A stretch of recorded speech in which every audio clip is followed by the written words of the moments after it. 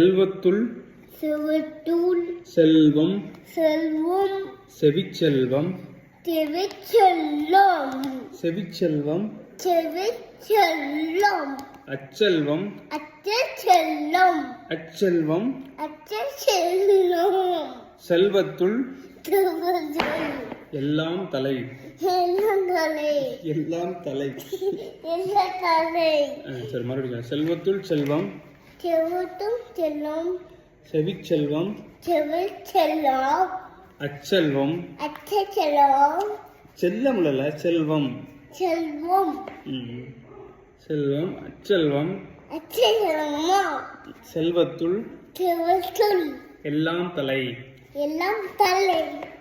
இதுக்கு என்ன அர்த்தம்னா இந்த உலகத்துல இருக்க இங்க பாரு உலகத்துல இருக்க எல்லா காசு பணம் பொருள் வீடு எல்லாத்த விட உன் காது இருக்கு தெரியுமா? இந்த காது மூலமா நீ கேட்க தெரியுமா ஒரு விஷயத்த? ஒருத்தர் பேசும்போது காது கொடுத்து கேட்கலாம்,